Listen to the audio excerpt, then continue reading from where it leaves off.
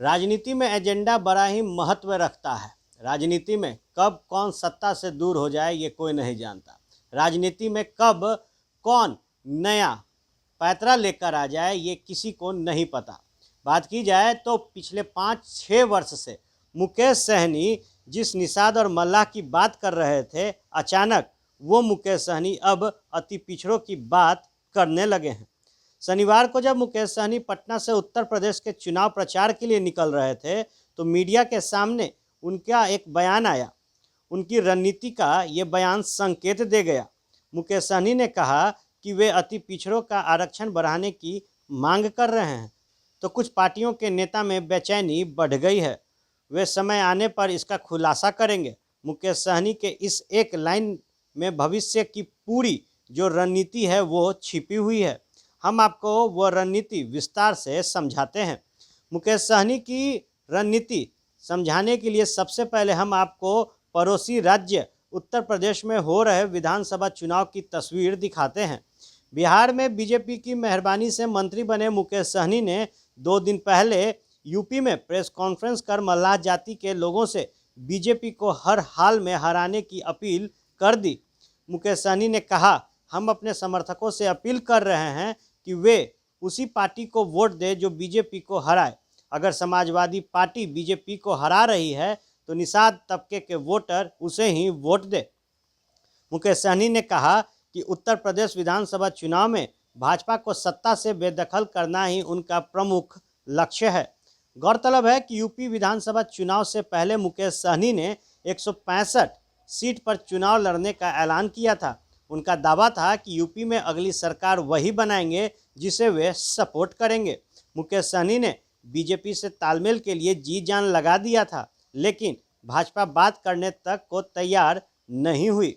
चुनाव शुरू हुए तो हाल ये हुआ कि मुकेश सहनी को 165 सीट पर उम्मीदवार तक नहीं मिले।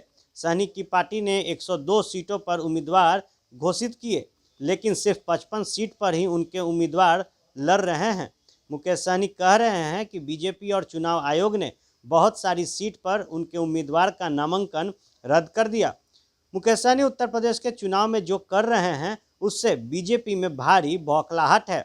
बीजेपी से एक सीनियर लीडर ने फर्स्ट बिहार से बात करते हुए कहा कि पार्टी यूपी चुनाव के दौरान मुकेश सहनी को शहीद का दर्जा दिलाना नहीं चाहती, लिहाजा चुपचाप सब देखा जा रहा है। लेकिन उत्तर प्रदेश का चुनाव खत्म होते ही मुकेश सहनी को उसका फल जरूर भुगतना पड़ेगा। बीजेपी नेता ने कहा कि बिहार चुनाव के दौरान उनकी ही पार्टी के एक नेता ने मुकेश सहनी को सियासी तौर पर जिंदा कर दिया, वरना वे तो तेजस्वी यादव को भरी प्रेस कॉन्फ्रेंस में गाली गलौज करते भागे थे और अकेले चुनाव लड़ने पर किसी सीट पर जमानत बचाने लायक भी वोट नहीं लाते। बीजेपी नेता ने कहा, हमने ही भस्मासुर खड़ा किया, लेकिन इलाज भी हम ही करेंगे। वैसे भी मुकेश सहनी की पार्टी का एक भी विधायक उनके साथ नहीं है। सहनी की विधान परिषद की सदस्यता भी कुछ ही दिनों में खत्म होने वाली है। ये तय मानिए कि बीजेपी ना उन्हें एमएलसी बनाने जा रही है और ना ही बिहार में मंत्री बने रहने देगी। बस यूपी चुनाव खत्म होने का इंतज़ार करिए। इस पूरे घटनाक्रम के बाद बिहार में हालिया दिनों में मुकेश सहनी की राजनीति को देखिए। बिहार के अखबारों में मुकेश सहनी का फुल पेज का विज्ञापन छपा, टेलीविज़न चैनलों में विज्ञापन चला। मुकेश सहनी ने विज्ञापन देकर मांग किया कि बिहार में अति पिछड़ों के आरक्षण को 15% और बढ़ाया जाए।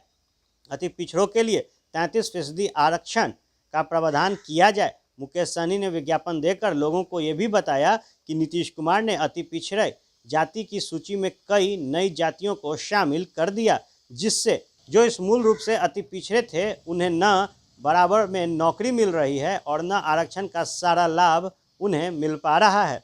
मुकेश सहनी पिछले 8 सालों से बिहार की राजनीति में सक्रिय हैं।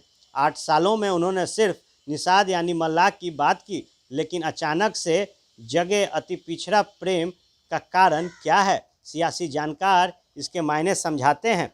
उनके मुताबिक मुकेश सहनी जान रहे हैं कि यूपी चुनाव के बाद बीजेपी उनके साथ क्या करने जा रही है। मुकेश सहनी ने इस दौरान नीतीश कुमार से नज़दीकी बढ़ाने की भरपूर कोशिश की, लेकिन नीतीश कुमार ने भाव नहीं दिया। मतलब ये है कि अगर बीजेपी बिहार में मुकेश सहनी पर गाज गिराती है तो नीतीश भी उनके बचाव में सामने नहीं आएंगे। कुल मिलाकर कहें तो सरकार से मुकेश सहनी की छुट्टी तय है। मुकेश सहनी समझ रहे हैं कि आगे क्या होने वाला है, लिहाजा वे उसकी तैयारी अभी से कर रहे हैं।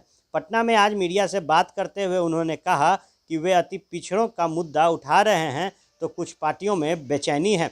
कौन पार्टियां बेचैन हैं वे समय आने पर उसका खुलासा करेंगे।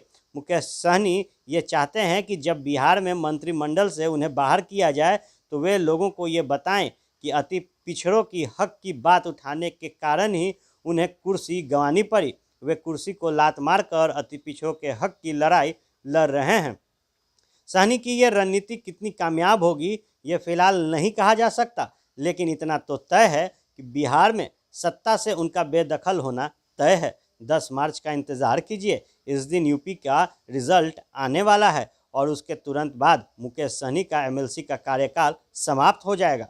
बीजेपी के कई नेता ऑफ द रिकॉर्ड इस बात की पुष्टि करते हैं कि मुकेश सहनी की एनडीए में पारी भी उसी समय समाप्त होगी।